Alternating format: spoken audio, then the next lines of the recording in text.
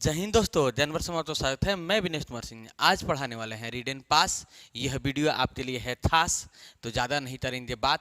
हमने पिछले वीडियो में आप लोग को 1 से 20 तक के प्रश्न तो ऑब्जेक्टिव में नो ऑब्जेक्शन बता दिया था। फर्स्ट लेसन था। आज जानने वाले हैं 20 से आधे ती प्रश्न। हाँ, नो डाउट सीधे करना है टिक आउट। तो बने रहिए हमारे साथ, करते हैं वीडियो तो स्टार्ट।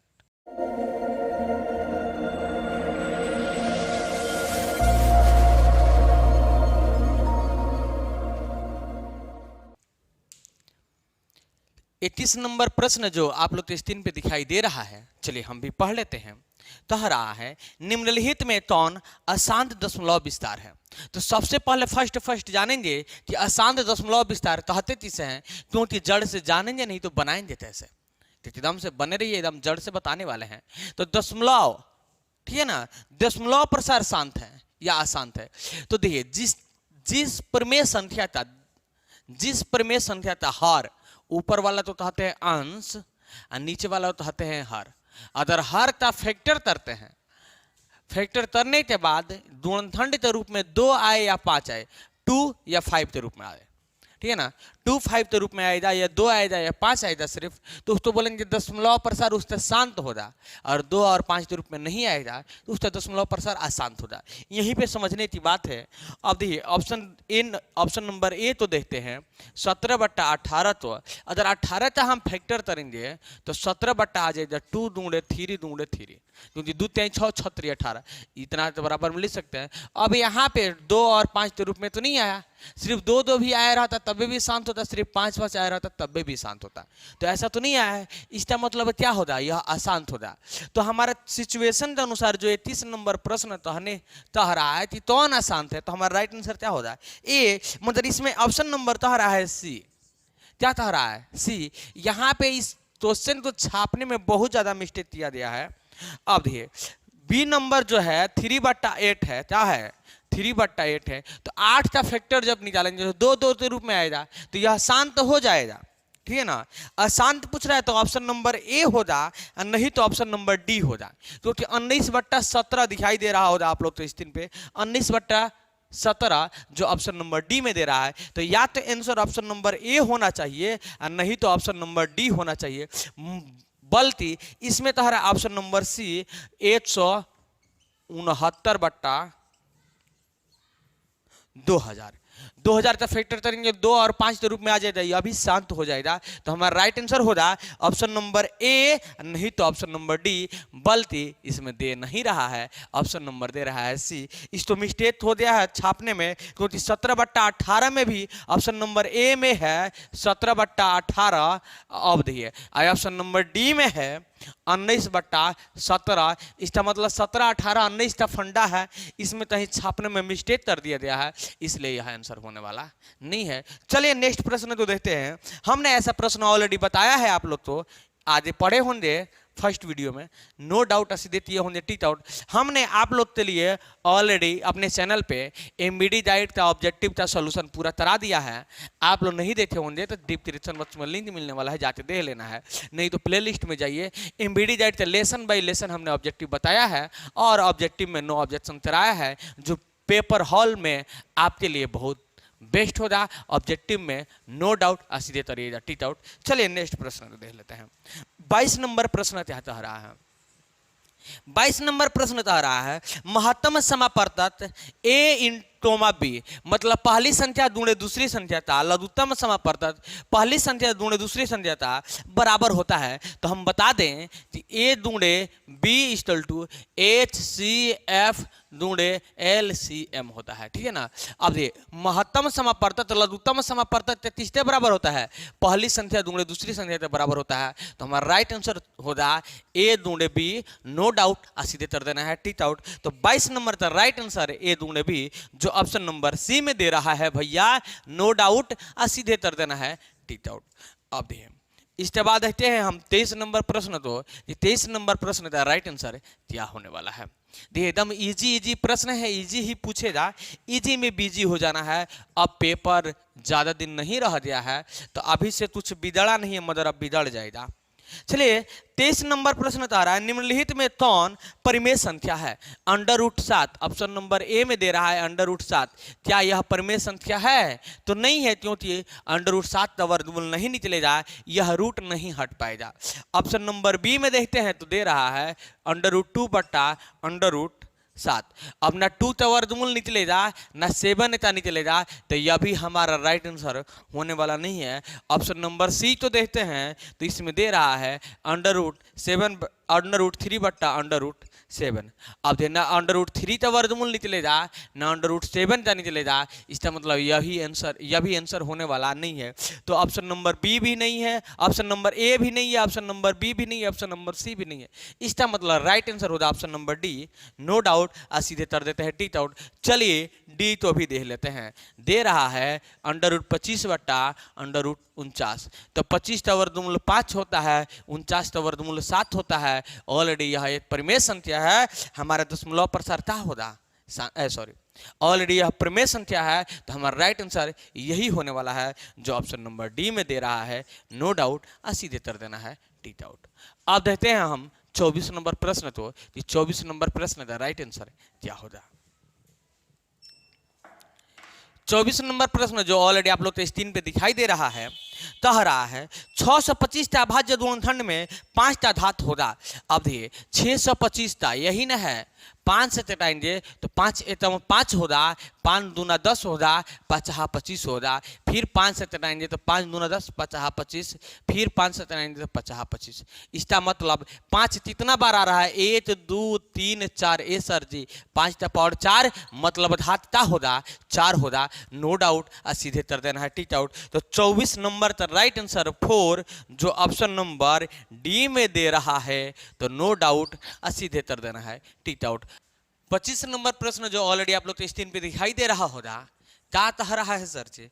कह रहा है 25 नंबर प्रश्न, दो संख्याओं का HCF 15 और LCM 90 तो संख्याओं का गुणनफल होगा वही जो आप जानिए सही दो संख्या है जिसका गुणनफल क्या होगा अगर उस दोनों संख्याओं का HCF 15 और LCM 90 दे रहा है। तो फॉर्मूला होता है HCF * LCM = पहली संख्या * दूसरी संख्या या A * B। यही दोनों संख्याओं का गुणनफल निकालना है। तो अब तो मालूम है कि HCF * LCM पहली संख्या * दूसरी संख्या के बराबर होता है, मतलब संख्याओं के गुणनफल के बराबर होता है। तो सिर्फ गुणा कर देने की बात है। तो HCF दे रहा है 15, LCM दे रहा है 90, तो 15 9 135, 0 है तो 0 बैठा देते हैं। हाँ 15 9 135, 0 है तो 0 बैठा देते हैं। तो नो डाउट सीधे कर देना है टिक आउट।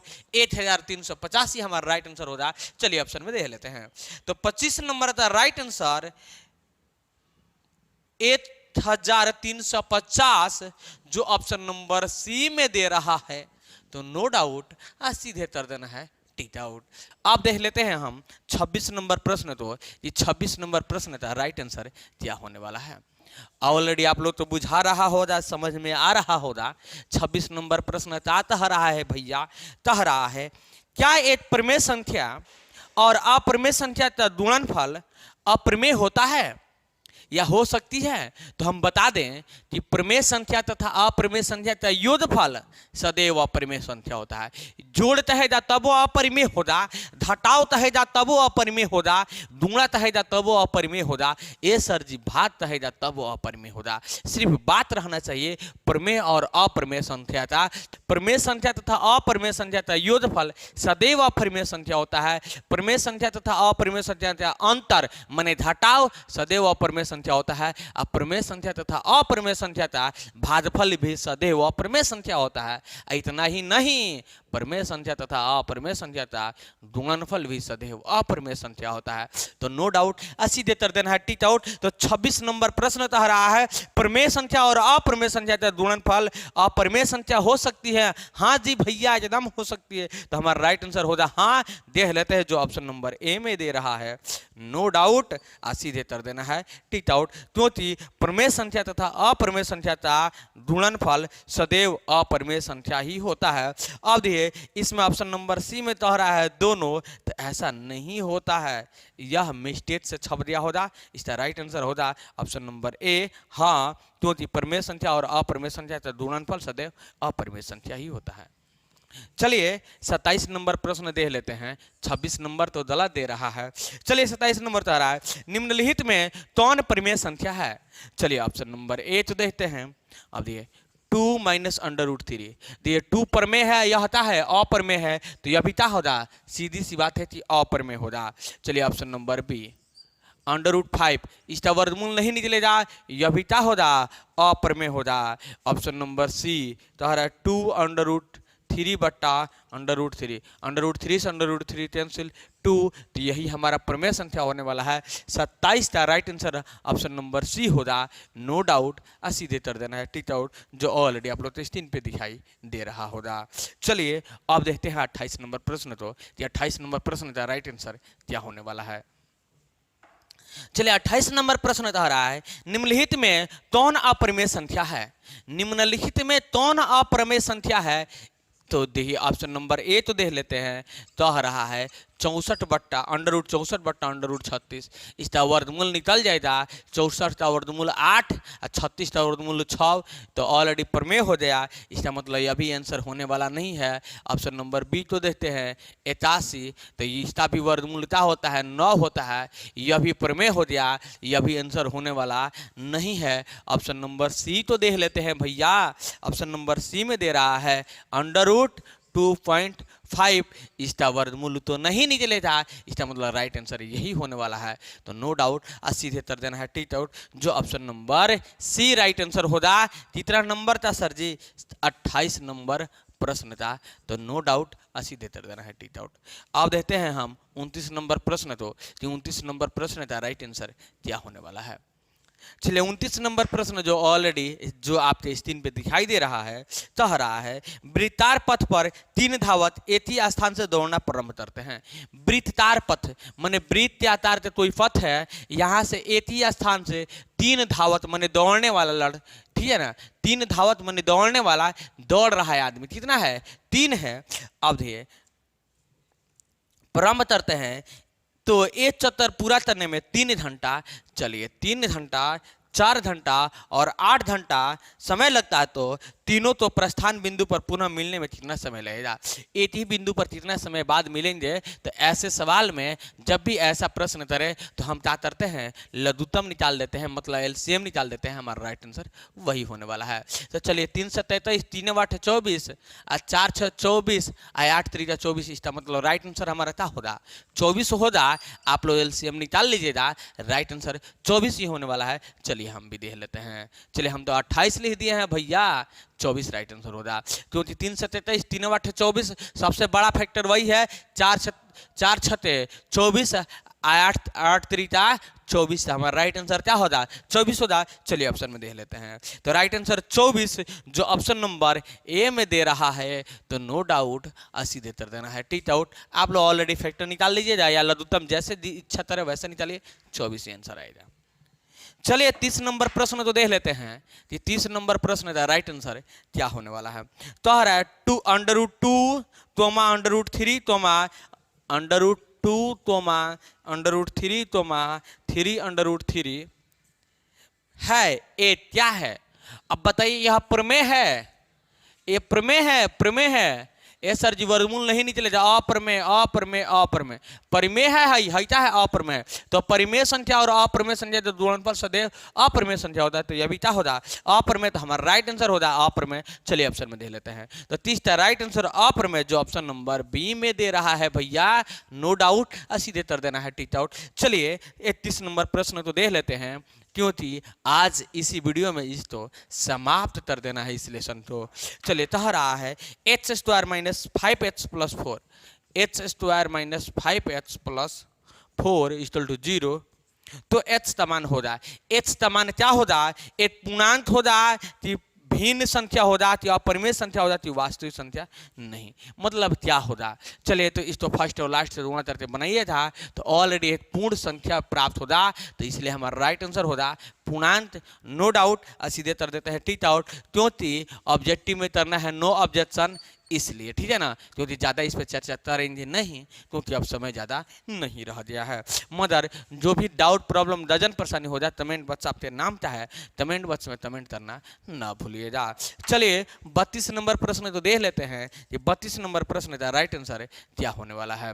चलिए 32 नंबर प्रश्न क्या कह रहा है भैया, कह रहा है 1 2 1 1 2 1, बहुत बड़ा संख्या है, लेटर है, तो हमारा 8 है। देखिए इसमें ऑलरेडी आप लोग तो स्क्रीन पे दिखाई देता होगा 1 2 1 1 2 1 1 1 2 1 1 1 1 1 2 डॉटो डॉटो है। इसका लिमिटेशन है, देखिए यहाँ पे 1 अंक बाद 2 है, फिर 2 अंक बाद 2 है, फिर 3 अंक बाद 2 है, फिर 4 अंक बाद 2 है, ऐसे तो बढ़ते जाएगा। इसका संख्या तो लिमिटेड नहीं है, 10 डॉटो डॉट है, इसका मतलब कहाँ तक जाएगा, इसका लिमिट नहीं, अनलिमिटेड है। तो इसलिए क्या होगा, अपरिमेय हो जाता, होगा अपरिमेय, अपरिमेय, अपरिमेय, नो डाउट। सीधे कर देना है भैया टिक आउट। चलिए ऑप्शन में देख लेते हैं, तो जो अपरिमेय संख्या जो ऑप्शन नंबर बी में दे रहा है नो डाउट, सीधे कर देना है टिक आउट। अब देखिए 33 नंबर प्रश्न तो देख लेते हैं, 33 नंबर प्रश्न का राइट आंसर क्या होगा, तो हरा पाई बटा 2 तो हम पाई 8, पाई निम्नलिखित में से क्या है। अब बता देते हैं पाई सदैव अपरिमेय संख्या होता है। अब पाई अगर किसी भी संख्या के साथ गुणनफल के रूप में हो, भागफल के रूप में हो, सदैव अपरिमेय होगा। तो इसका भी राइट आंसर होने वाला है 33 नंबर का अपरिमेय, नो डाउट। सीधे कर देना है टिक आउट। अपरिमेय जो ऑप्शन नंबर बी में दे रहा है नो डाउट, सीधे कर देते हैं टिक आउट। अब देखते हैं लास्ट प्रश्न 34 नंबर है, निम्नलिखित में से कौन सा प्रमेय संख्या है। तो हमने अभी बताया था ऑप्शन नंबर ए में दे रहा है पाई, ऑप्शन नंबर ए में क्या दे रहा है पाई, तो पाई सदैव अप्रमेय संख्या होता है। हमने यह भी बता दिया कि पाई अगर किसी में दूना में रहे या भाग में रहे सदैव अप्रमेय होगा। तो पाई सदैव अप्रमेय संख्या होता है, यह भी आंसर होने वाला नहीं है। √7 यह भी अप्रमेय हो जाती है, √7 का वर्गमूल नहीं निकलेगा। नेक्स्ट है ऑप्शन नंबर सी में √16 बटा √25, तो 16 का वर्गमूल 4 और 25 का वर्गमूल 5, इसका तो वर्गमूल निकल जा रहा है। तो हमारा राइट आंसर होगा option number C, no doubt. सीधे कर देना है टिक आउट। तो 34 नंबर का right answer option number C ही होने वाला है, जो ऑलरेडी आप लोग के स्क्रीन पे दिखाई दे रहा है। तो आज के वीडियो में इतनी ही। अगर वीडियो अच्छा लगा होगा तो वीडियो तो लाइक कर दीजिएगा। अगर कोई भी डाउट प्रॉब्लम डजन परेशानी हो, जो भी अब तो समझ में नहीं आ रहा हो, कमेंट बॉक्स में कमेंट करके बताइएगा कि सर जी हमें यहाँ पे प्रॉब्लम है, क्योंकि इस जड़ी बूटी में प्रॉब्लम नहीं होना चाहिए। अगर प्रॉब्लम हो रहा है तो कमेंट बॉक्स आपके नाम चाहे। तो आज के लिए इतने ही, फिर मिलेंगे नेक्स्ट वीडियो में। तब तक के लिए बाय बाय, टाटा, जय हिंद।